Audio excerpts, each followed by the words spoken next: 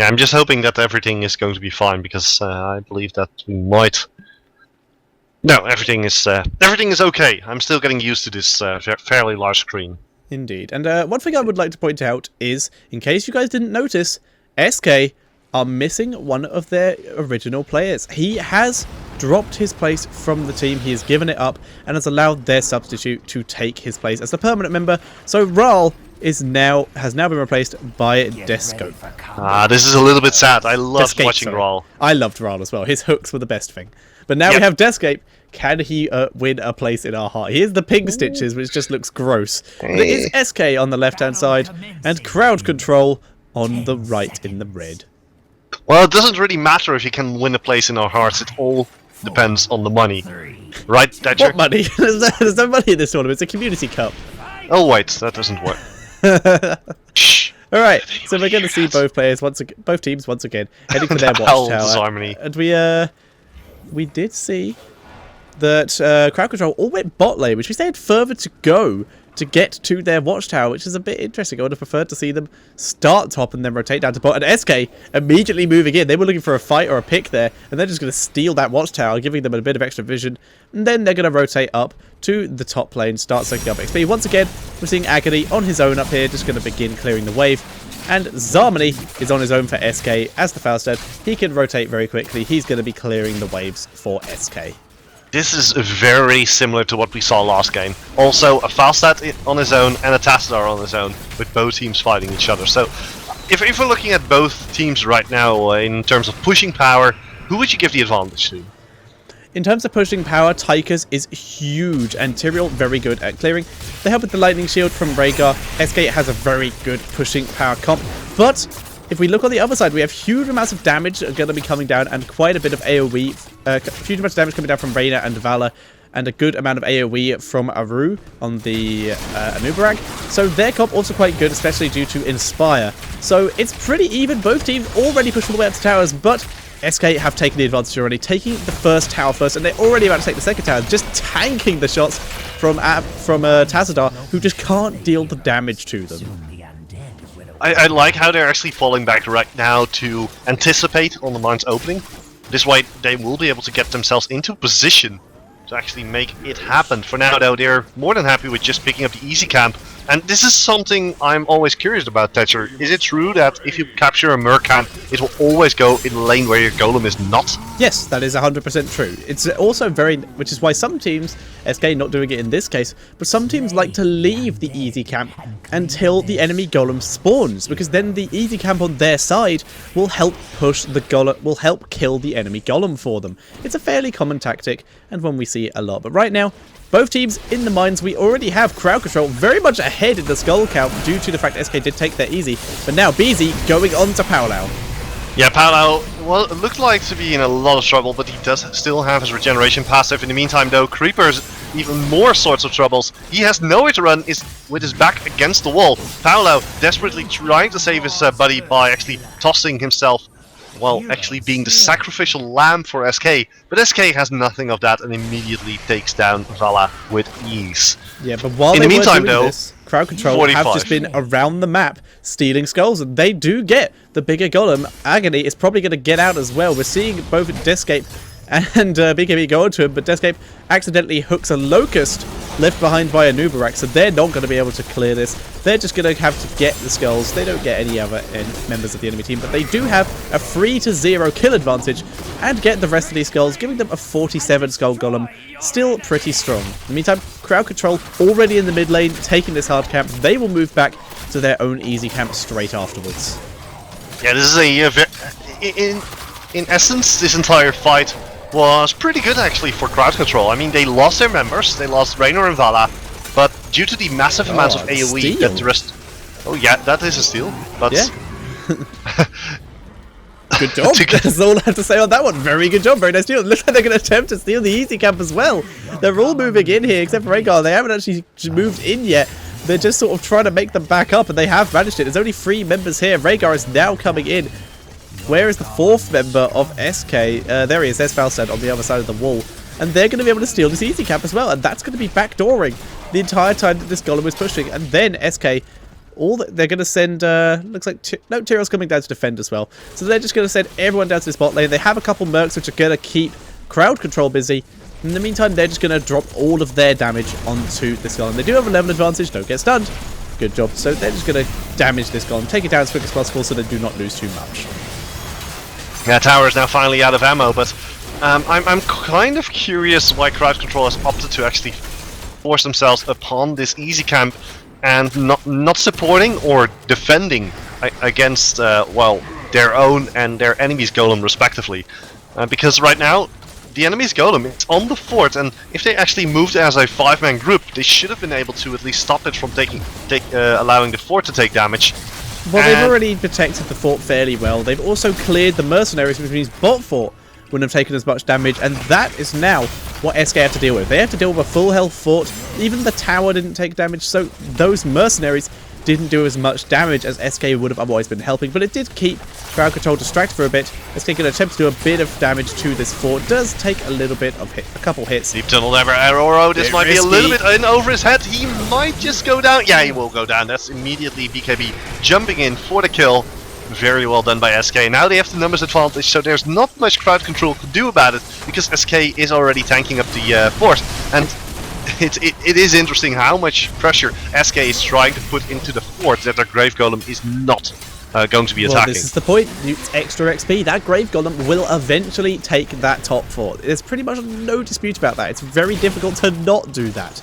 So what SK are doing is they're putting it on split pressure. As you can see in the top lane, there's a mule up here. It's repairing it up. It's going to delay the golem. So as long as crowd control can delay and keep this fort alive, they're denying SK a bit of XP. But this is what SK are doing. They're trying to kill it, get themselves XP where the golem will not otherwise get it. For now, though, everybody waiting for the next mine spawn, and well, BZ coming in, Zarmini is there as well. Aurora getting slowed, Creeper in a lot of trouble here, forced to dash straight out of there. Aurora, there it is! Hook lands. Beautiful That's the end of Aurora. He's going to go down. Or is he? Creeper turning it around to shield to Aurora. Aurora will go down. Aru. I like Aru. Let's go over Aru. I don't care. I don't care. He did go down, and he's going to be respawning in just a few seconds. At the same time, another mule has been dropped, this time in the bottom lane. And that's going to be able to soak up a lot of damage. It will indeed, but there is already an easy cap down here. Tiger's throwing a grenade at it. It only delays the mule, does not kill it. So now we're going to see SK already in the mines. And while we're waiting for crowd control to get to the mines and wait for a fight, going to have a quick look at the talents. We can see Vala gone for a more ability-based build. She has taken her upgrades to her volley, so she's just going to be in the back firing off skill shots rather than in the middle doing as much auto attack damage as she can. Going to be staying as far back as possible. We can also see Tyrande gone more for her piercing, more for her owl build, very much focusing on the sentinel with pierce and the empower, so extra damage on there and reduce cooldown when it hits an enemy. And Tassadar, as we've seen before, going for more utility-based build, but BKB is now going in, and they're about to hit ults. Yeah, Aurora's coming in as well. He's going to try and make something happen, but look at the damage that SK is doing onto Agony. Agony down to about 100 hit points. He's going to be falling in just a few seconds. That's the first one to go down for SK. And now, correction, the first one for crowd control to go down, and SK taking down a second hero as their heroic abilities get unlocked from one kill. And it looks to be all but over for crowd control. Look in the top side of the map, and Hit is in a lot of trouble. Harmony and BKB are chasing him down now. Oro desperately trying to get out of it with the deep tunnel. One more hit from BKB. The hammer. It's going to be more than one hit. Here he comes. Nice job that's there. the end. Used his smite to give Zarmini a speed boost to help Zarmini take it down. They're not going to go for this easy cap yet. They're going to back up. Zarmini taking a bit of damage, turns onto Agony and instantly half healths him. A lot of damage potential on that on Zarmini at the moment. Let's have a quick look at his talents. He's gone for status up. He's gone for increased range on barrel roll. Sometimes can be considered a bit interesting, but I like it. We have gathering power for Zarmini, of course. He's been doing huge damage this entire game, and the reactivation on the hammer for the bonus damage, as well as the obvious shock and awe. In the meantime, at the same time, the golems are going to be spawning. Oh, the hook! Oh my god! Oro, he gets gorged. He's going to be in a lot of pain. He might try to deep tunnel out of there, but that's the wrong way, Oro. He's going to fall to the sheer force of SK. Speaking of sheer force of SK, their Grave Golem is way more powerful than their opponents. So you can already see the advantage that SK... Is that a Hyperion? That is a Hyperion on Tychus. And we're going to see SK take advantage of this. Hyperion's already pretty much flown away. And now Tychus... Raider has no extra damage and no extra defense, and he does go down. The Hyperion's just flown off into the distance. Doesn't matter. And SK going to take down this fort and take down the towers as well. They're going to keep pushing with their golem. In the bot lane, the fort's also pretty low. That Nightcap was pushed pretty far. Tassadar's doing his best to shield it and keep it alive, but it's taken a lot of damage. And it's not going to take SK much effort at all if this push fails to just... to rotate down to this bot lane and just sort of punch it once, and it will go down. And we see...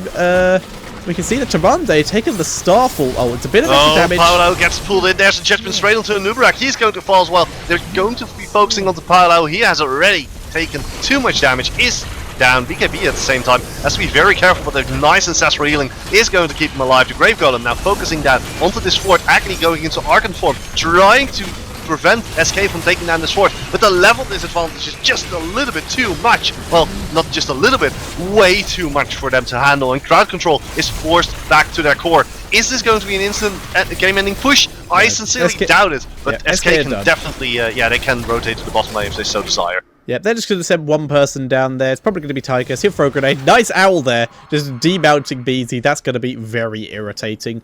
And we can see that Tyrande has taken the True Shot Aura, which passively grants her team 10 attack damage. Yep, there goes the fort. Grants her team 10 attack damage and speed, 10%, sorry, to her nearby ally. So it's very nice, just a complete passive ability there. Nice to see. But yeah, you did point out, Hyperion taken by Raider. Other than that, all of the ultimates of SK are fairly standard, but the Starfall and the Hyperion from crowd control could be considered a bit interesting, and now they're in a lot of trouble. They have 2 forts down and 1 keep down. I guess this could work if you are ahead. If you're going to be pushing and you're dropping the Hyperion and Starfall on forts, that means that there's nothing you can do about that. The Hyperion is invulnerable, the forts are invulnerable, the Banshees aren't. And I guess that might be what they were gunning for. But the issue is, they're behind, and then it stops working. You need the Banshees for the extra damage, and the Hyperion, okay, you just walk out of the AoE, and then you return the moment the Hyperion leaves, and that's a lot less time than waiting for the Banshees to time out. Yeah, Raiders. Most people are using that. A bit of a better ability.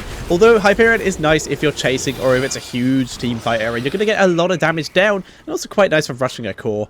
But the Raiders just considered a bit better by pretty much everyone. And SK not even bothering to posture for the mines. There's nothing for them to take. And the hook onto Creeper. Creeper is in a lot of trouble, or is able to actually fall back. Here's the Hyperion as well. Starfall is not just there, but they just walk away from the Hyperion. Archon form from Agony has been popped. That was a missed Hyperion and a missed Strafe, and like you said, the Archon form was popped. That's 3 ultimates popped there, 4 ultimates in fact. I just looked. Apparently the Locust Swarm was popped as well, popped by crowd control as opposed to 0 from SK. If crowd control even try to fight in the mines now, they're gonna have a horrible time. And that's for certain, and well, they're sending in Rainer. Rainer rolls, but he's going to be rolling over. He is trying to split push, he's just trying to get as many skulls as possible. And we can see the entirety of crowd control have entered the mines. They're going to try and find a fight, and it's not going to work. And we can see crowd control closing in onto Rainer. He's being dropped low, his passive has popped. There's Zarmony, and he's gone. Paolo is going to go down in the background though, unhit, and Agony are trying to force something, but yeah, this is going to be a 92 skull golem for SK Gaming, and that means it's game over for the team of crowd control. Very well played. But there's nothing you can do against 92 golem that's on your core. This is true, and there it is. There is the 92 skull golem. SK. Only Falstad going to be out because of his flight. He's going to get there. Oh, this is going to be big because they're coming out of the mines as they're fighting with Link. Escape, BKB is incoming, the ancestral healing onto Link. Link survives this one. Now Agony's in a lot of trouble. He uses his spaceship but does go down. And look at the damage that SK is doing right now. They're taking down 1, 2, 3, 4 heroes with ease. There's Shock. Oh, actually, just 3. But Oro is going to fall the moment Escape gets his hook. And that's going to be in just a few seconds. Although, there's the Hyperion, which... Don't care. They're just running straight through it. There's Aoru. He does go down. Or Aoru, someone pointed out. Apparently something to do with abacuses, I don't know. But you're going to see SK push through this. They're actually just diving through the keep area. Not even going to try and kill the keep. Just walking through it, tanking the damage. Gonna go for the fort. There's the mule, but it's a bit late. And SK Gaming gonna take this game and move on to the round of 16. And in the round of 16, they will be facing... I doubt they'll be a winner please. yet. I doubt we'll actually have an opponent yet. It could be Mixed for Fun or Noxious, but neither of them we're not entirely sure what it's going to be. So it's going to be Noxious or... Oh, well, my hero's crashed. So that's not so good. Yeah, I'll reload that. Okay, I should be able to actually